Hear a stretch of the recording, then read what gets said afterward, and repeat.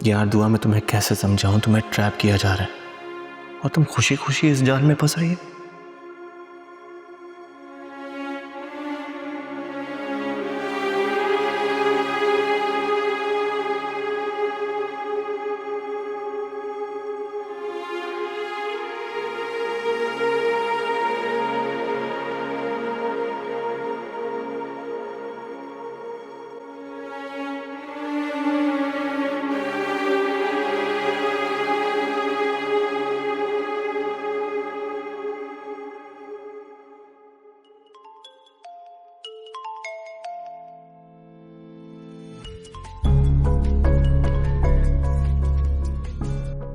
अब जब सब कुछ खत्म हो गया है तो क्या मकसद है तुम्हारा यहाँ पर फोन करने का?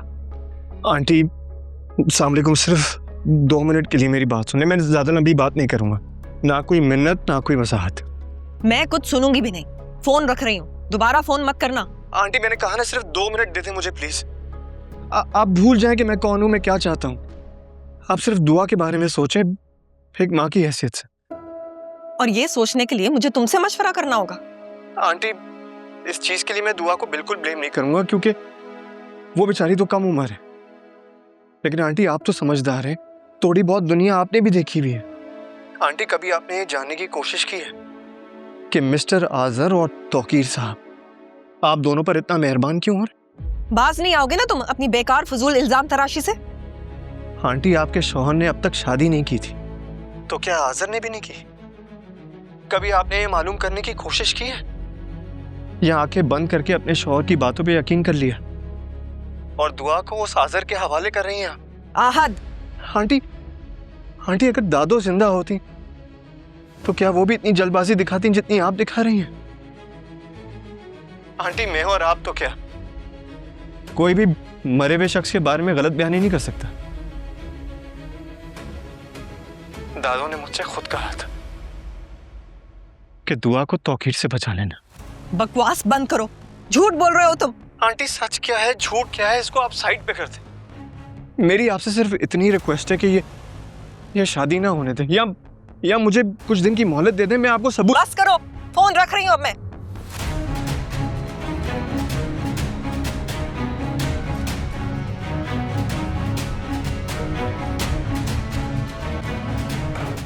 अम्मी क्या हुआ है? किसका फोन था? किससे बात करी थी? क्या हुआ है? किसका फोन था? ये क्यों फोन कर रहा है? इसको अब क्या कहना है जब मैं इसे हर ताल्लुक खत्म करके आई हूँ?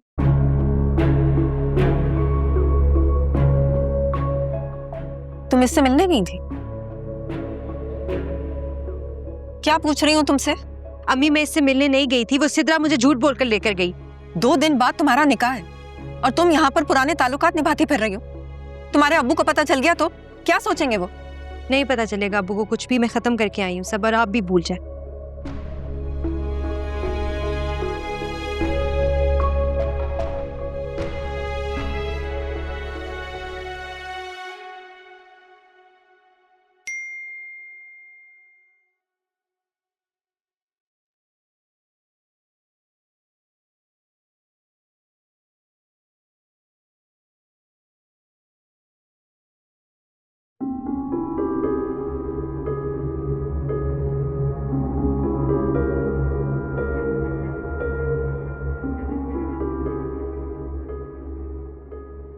आंटी, आंटी, क्या हुआ है फरियाल? Everything okay? ये देखें।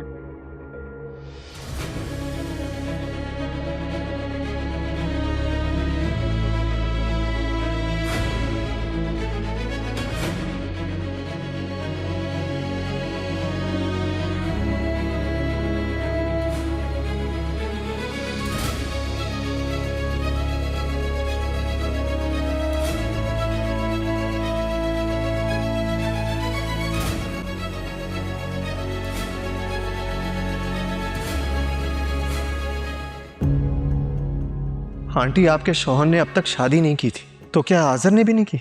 आंटी कभी आपने ये जानने की कोशिश की है कि मिस्टर आजर और तौकीर साहब आप दोनों पर इतना मेहरबान क्यों हो रहे? या आंखें बंद करके अपने शौहर की बातों पे यकीन कर लिया और दुआ को उस आजर के हवाले कर रही हैं?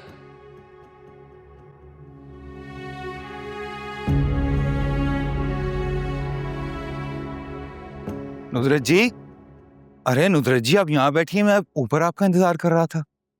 सब खैरियत है? कोई परेशानी है क्या? नहीं नहीं, कोई परेशानी नहीं है, बस नींद नहीं आ रही थी। नहीं, कोई मसला तो है जो आप मुझे बता नहीं रही। ये बेचैनी बिला वजह नहीं हो सकती। अगर कोई बात दिलो दिमाग में है तो आप बता सकती हैं मुझे, बताएं। ये आज़र साहब, मेरा मतलब है आप और आज़र साहब एक दूसरे को कब से जानते हैं? अरे बरसों के याराने हैं, मिलके काफी अरसे से कारोबार कर रहे हैं, काम कर रहे हैं। अब तो माशाल्लाह से बहुत अच्छा सेटअप बना लिया उन्होंने। एक बात परेशान कर रही है मुझे, आज़र साहब ने अभी तक शादी क्यों नहीं की? पढ़े लिखे हैं, पैसा है, खानदान है, तो अभी तक कुंवारे क्यों हैं? कौन सी उम्र निकले जा रही है उनकी शादी की? मेरे साथ काम कर रहे हैं पिछले कई सालों से, लेकिन अरे भाई उम्र में मुझसे बहुत छोटे हैं। और फिर शादी ब्याह वाली बात जो है वो तो नसीबों का मामला है, जब नसीब में होगा तभी होगी ना। अब मुझे देख लीजिए, अब जाके नसीब खुला है मेरा, तो आपसे शादी हुई है कि नहीं? और जहां तक बात रही आज़र साहब की शादी की, तो हो सकता है कि उनको उनके जोड़ की कोई लड़की ना मिली हो। भाई ये तो हमारी दुआ की खुशनसीबी है कि उसे आज़र साहब जैसा खरे दिल का इंसान मिल रहा है, उसका नसीब बन रहा है, नहीं? बस इतनी सी बात से परेशान थी आप? बस वो ऐसे जहन में आ गया तो मैंने कह दिया। अरे ही परेशान मत हो, अभी 3 दिन तो बहुत सारे काम हैं जो करने वाले हैं मसरूफियत के। बस एक बार हमारी बेटी इज्जत और आबरू के साथ रुखसत होकर चली जाए, फिर सारी परेशानियां खुशियों में बदल जाएंगी इंशाअल्लाह। चले आ जाइए, आराम करें, मैं आपका इंतजार कर रहा हूं ऊपर।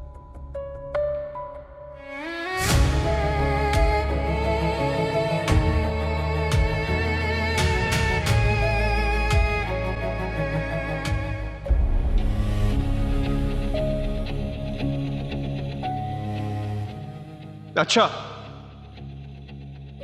इतनी जल्दी तुम्हारी मर्जी और खुशी बदल गई?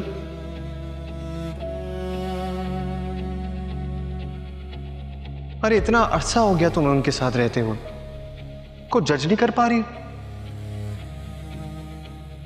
जरा सेंसिबल होके सोचो तो सही। मैं तुम्हें लिख के दे सकता हूं कि कोई ना कोई कर्ज जरूर शामिल है।